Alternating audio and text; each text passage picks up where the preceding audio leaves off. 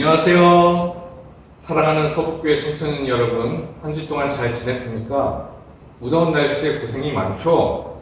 빨리 코로나가 진정되어서 시원한 푸른 초장에서 다 같이 예배드리는 날이 왔으면 좋겠습니다. 오늘 우리가 함께 봉독할 성경은 마태복음 8장 1절에서 4절입니다. 다 같이 읽겠습니다. 예수께서 산에서 내려오시니 수많은 무리가 따르니라. 한 나병 환자가 나와 절하며 이르되 주여 원하시면 저를 깨끗하게 하실 수 있나이다 하거늘 예수께서 손을 내밀어 그에게 대시며 이르시되 내가 원하노니 깨끗함을 받으라 하시니 즉시 그의 나병이 깨끗하여진지라. 예수께서 이르시되 삼가 아무에게도 이르지 말고 다만 가서 제사장에게 내 몸을 보이고 모세가 명한 예물을 드려 그들에게 입증하라 하시니라. 아멘.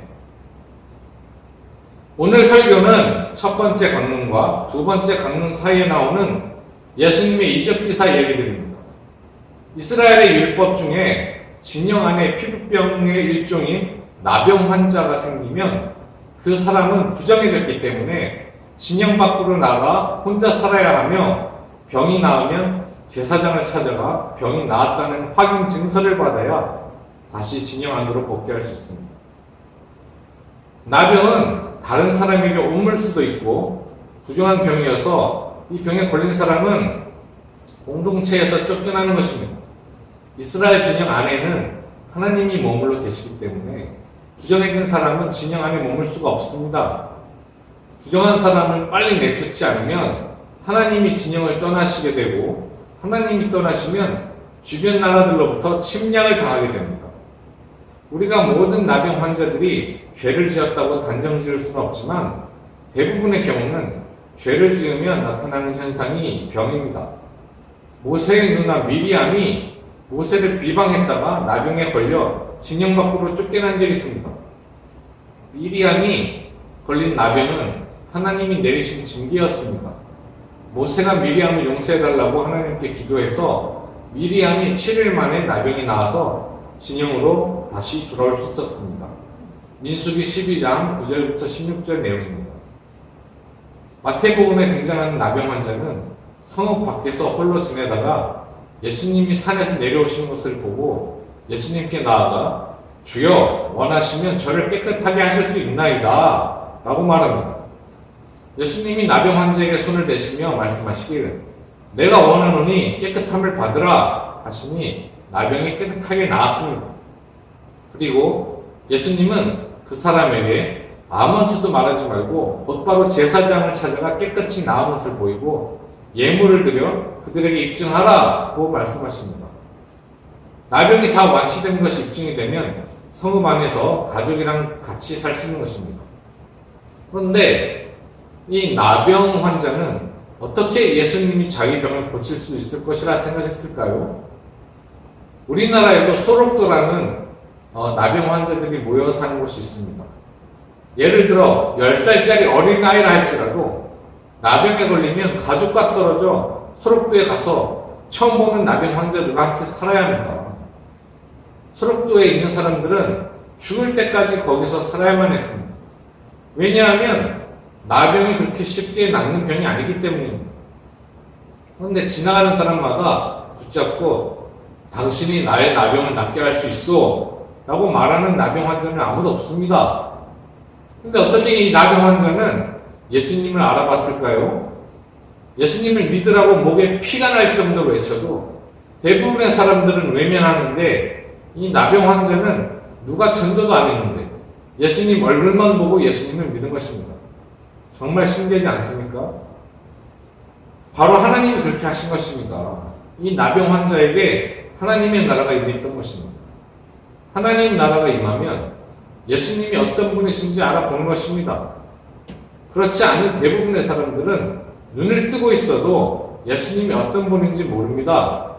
하나님 나라가 임한 또 다른 사람은 다음에 나오는 백부장입니다. 마태복음 8장 5절에 보면 한 백부장이 예수님을 찾아와 중풍병에 걸린 자기 하인을 고쳐달라고 부탁합니다. 예수님이 고쳐주겠다고 집으로 같이 가자고 하니 예수님이 집에 들어오는 것을 감당할 수 없으니 다만 말씀으로만 하옵소서 라고 말합니다. 예수님은 이 백부장의 믿음을 매우 칭찬하십니다. 많은 그리스도인들이 목사님께 안수 받으려고 교회에 가는데 이 백부장은 집으로 오시겠다는 예수님을 막고 다만 말로 축복해달라고 합니다. 이것은 대단한 믿음입니다. 하나님이 이 땅을 창조하실 때 말씀으로만 창조하셨는데 백부장은 예수님을 하나님격으로 대우하는 것입니다. 백부장은 하나님의 나라를 받은 것입니다. 하나님이 왜 백부장에게 하나님 나라를 허락하셨을까요? 백부장은 100명의 군인을 거느리고 있는 높은 사람입니다. 이렇게 높은 사람이 다른 하인을 시켜도 되는데 그렇게 하지 않고 직접 예수님 있는 곳으로 달려와 자기 하인을 고쳐달라고 합니다. 백부장은 그 하인의 병을 고치기 위해 사방팔방 뛰어다닌 것입니다. 이 당시 고대 근동사회에서 노예가 병이 들면 그냥 갖다 버려도 아무도 뭘 할 사람이 없는 시대였습니다. 노예는 사람 취급을 하지 않았기 때문입니다. 요즘 대한민국에서 자기가 기르던 강아지가 병이 들면 차로 멀리 가서 버리고 오는 것처럼 노예도 짐승 같은 존재였습니다. 그런데 이 백부장은 자신의 병든 노예를 고치기 위해 직접 발로 뛰어다니는 것입니다. 하나님이 이 모습을 보시고 감동하신 것입니다. 그리스도인은 하나님을 감동시킬 줄 알아야 합니다. 예수님을 믿을 테니까 나 천국에 보내주세요 라고 기도만 하는 게 아니라 이 백부장처럼 하나님을 감동시킬 줄 알아야 합니다.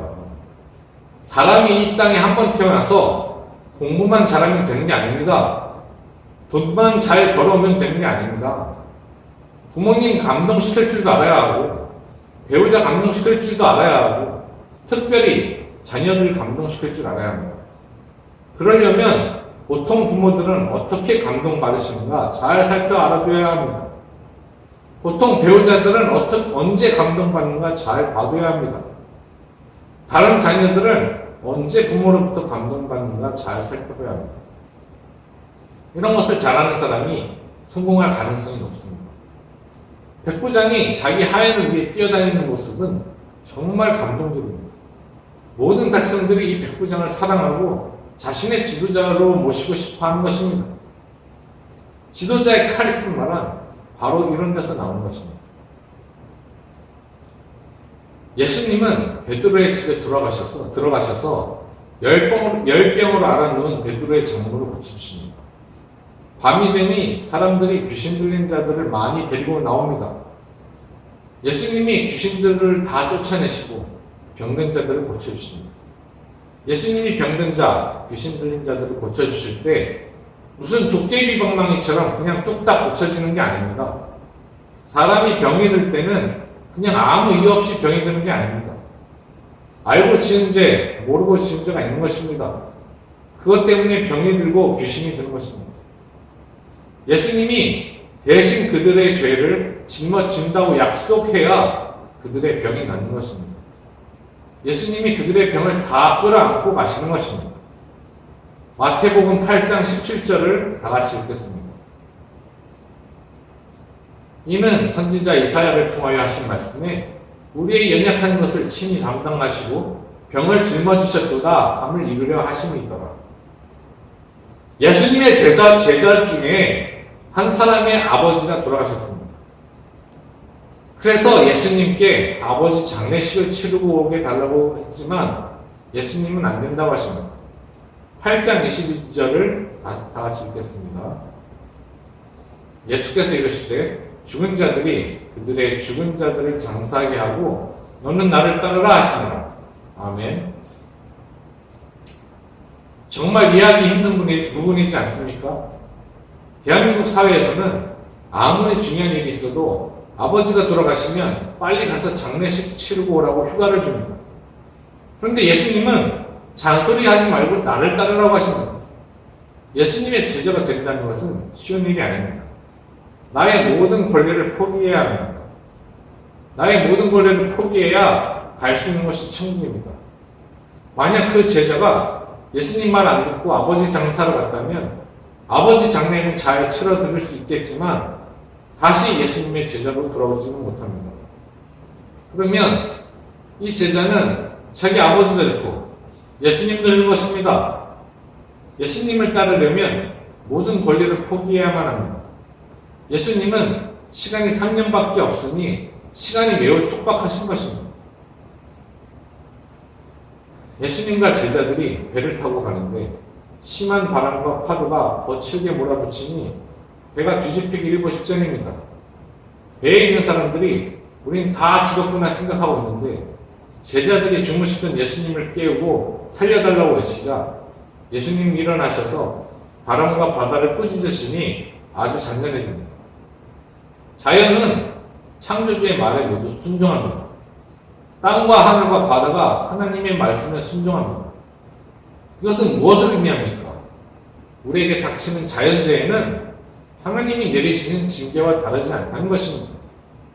우리가 지금 겪고 있는 코로나 바이러스와 홍수와 태풍은 많은 사람들의 목숨을 빼앗아갔습니다. 왜 하나님은 우리를 안 도와주시고 계속 주무시고 있는지 깊이 생각해 볼 필요가 있습니다. 신기하게도 코로나 바이러스는 일반 사람들도 공격하지만 주로 교회를 무너뜨리는 신천지와 성적인 쾌락을 난무하는 나이트클럽과 하나님 까불지 마! 라고 하나님을 모독한 정광훈 목사와 그 교회를 크게 타격했습니다. 이것은 우리에게 많은 생각을 하게 해줍니다. 가다라 지방에는 귀신 들린 자 2명이 있는데 그들은 무덤 사이에 살며 지나가는 사람들을 괴롭혔습니다. 그들은 너무 사나워서 사람들이 그 길로 지나갈 수가 없었습니다. 예수님이 가시니 귀신 들린 자들은 예수님이 누구인지 알아봅니다. 귀신 들린 사람들은 2가지 특징이 있는데 하나는 예수님이 어떤 분인지 잘 안다는 것입니다. 예수님이 하나님의 아들이라는 것을 잘 압니다. 그리고 귀신들은 거짓 선지자와 참 선지자를 구분할 줄도 압니다. 2번째 특징은 귀신들은 예수님은 알아보지만 예수님의 가르침은 따르지 않는다는 것입니다. 경찰은 알아보지만 경찰의 말은 전혀 듣지 않는 깡패 같은 것들입니다. 깡패들은 경찰이 오면 일단 도망가지만 경찰이 없으면 또 계속 나쁜 짓을 합니다. 귀신도 예수님이 오시면 도망가고 예수님이 없으면 또 나타나 사람들을 괴롭힙니다. 그리스도인들은 어떻습니까? 신앙을 잘 지키는 사람도 있지만 그렇지 못한 사람도 많습니다. 주일에 교회 올 때만 착하고 경건한 척하다가 세상에 나가면 6일 동안 하나님이 싫어하시는 일을 많이 하지 않습니까? 담배 피우고 술 마시고 욕하고 친구 때리고 그러면 안 됩니다. 그리스도인은 1년 365일 동안 경건해야 합니다. 사람들이 중풍병자를 침대째로 들고 예수님 있는 곳으로 데려옵니다. 예수님이 그 사람들의 믿음이 좋음을 보시고 중풍병자를 고쳐주시면서 하시는 말씀이 내 죄 사함을 받았느니라 라고 말씀하십니다. 이것을 지켜보던 서기관들이 몹시 화가 났습니다. 왜냐하면 죄를 사해줄 분은 오직 하나님 한 분인데 예수라는 인간이 중풍병자를 고치면서 자기가 죄를 사해준다고 하니까 이것은 하나님을 모독하는 일이라고 생각했기 때문입니다. 결국 유대인들이 예수님을 십자가에 못 박은 이유도 바로 예수님이 신성 모독을 했기 때문입니다. 안식일을 안 지키는 것까지 참아도 신성 모독한 것은 못 참습니다. 바로 사형시켜야 합니다. 그래서 예수님을 십자가에 못 박은 것입니다. 하나님의 아들이라는 것도 마찬가지입니다. 고대 근동사회에서 자신이 하나님의 아들이라고 주장하는 것은 하나님이라고 주장하는 것이나 다름이 없습니다.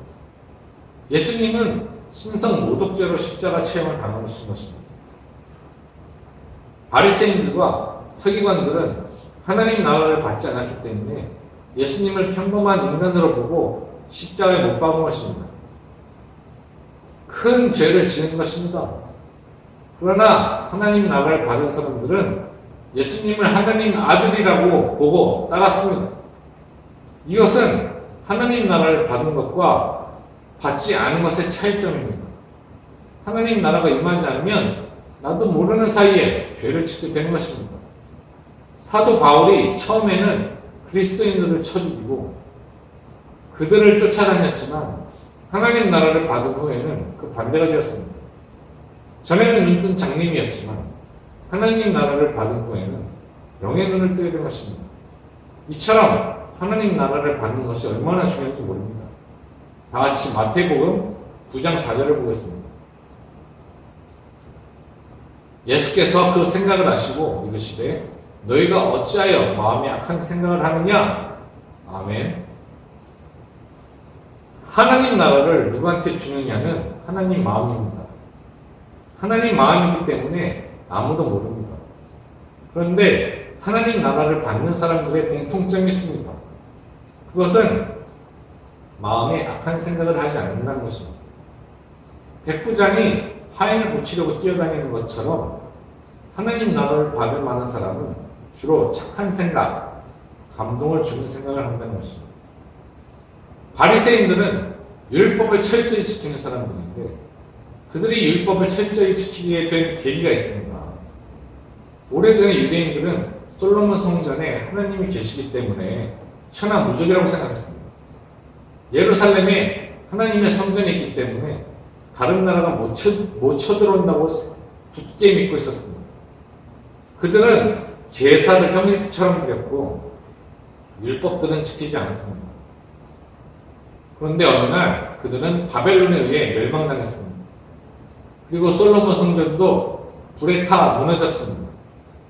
바벨론 포로 70년 동안 그들이 생각하길 자기들이 하나님의 율법을 지키지 않아서 망했다고 믿은 것입니다. 그래서 다시 포로 귀환해서 예루살렘으로 돌아왔을 때 율법을 기계처럼 철저히 지키기 시작한 것입니다. 그들은 율법을 지켜야 구원을 받는다고 생각했습니다. 그들이 믿는 율법 중에는 이방인과 같이 밥을 먹으면 안 되는 것이 있습니다. 유대인들은 밥뿐만 아니라 이방인들과 말도 섞지 않았습니다. 예전에는 안 그랬는데 유대인들이 이방인들과 같이 밥을 먹고 놀다 보니 이방인들의 게임에 넘어가서 우상을 섬기게 되고 우상을 섬기면 하나님께 징계를 받는 것이었습니다. 우리가 신천지 같은 이단들과 말도 섞지 않고 멀리하는 것처럼 유대인들도 의도적으로 이방인들을 멀리하는 것입니다. 그런데 바리새인들이 예수님이 이방인인 세리와 죄인들과 함께 밥을 드시는 것을 보고 율법을 어겼다고 예수님을 정죄합니다. 바리새인들은 자기들이 만든 율법을 가지고 하나님의 아들이신 예수님을 정죄하는 것입니다. 이 땅의 주인은 정죄를 받을 수 없습니다. 이 모든 세상을 창조하셨기 때문에 예수님이 마음대로 할 수 있는 것입니다. 그러나 바리새인들은 그것을 인정하지 않았습니다. 신성을 모독했다며 예수님을 십자가에 처형시켰습니다. 세례 요한의 제자들은 예수님의 제자들을 시기 질투했습니다. 세례 요한의 제자들과 바리새인들은 금식하는 날에 금식을 했는데 예수님의 제자들은 금식하지 않고 맛있는 음식을 먹었습니다. 그래서 세례 요한의 제자들이 예수님께 가서 따지듯이 물었습니다. 왜 당신의 제자들은 금식하지 않습니까? 그러자 예수님이 말씀하시길 혼인집 손님들이 신랑과 함께 있을 동안에 슬퍼할 수 없느니라. 그러나 신랑을 빼앗길 날이 이르면 그때는 금식할 것이다. 신랑을 빼앗길 날은 예수님이 십자가에 못 박히는 날입니다. 그때가 되면 제자들이 다 금식을 할 것입니다. 그러나 예수님과 함께 있을 때는 즐거워야 해야 합니다. 예수님을 믿는 사람들은 예수님이 주시는 새로운 율법을 따르고 즐거워해야 합니다. 예수님은 이때 아주 무서운 말씀을 하시지만 바리새인들은 깨닫지 못합니다. 새 포도주는 새 부대에 담아야 하느니라. 예수님은 헌 부대를 버리고 새 포도주를 새 부대에 담는다고 말씀하십니다. 헌 부대는 이스라엘이고 새 부대는 교회 공동체입니다. 헌 부대가 너무 낡아 쓸 수 없다고 하십니다. 예수님이 십자가에 못 박히시고 부활 승천하신 뒤 AD 70년에 예루살렘은 로마 군대에 의해 완전히 멸망당합니다. 살아남은 유대인들은 주변 나라로 뿔뿔이 흩어지게 되었습니다. 이 사람들을 디아스포라 유대인들이라고 부릅니다.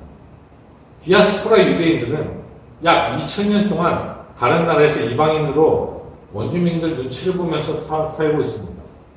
그래서 지금도 서방 나라에 가보면 각 나라마다 유대인 공동체가 꼭 있습니다.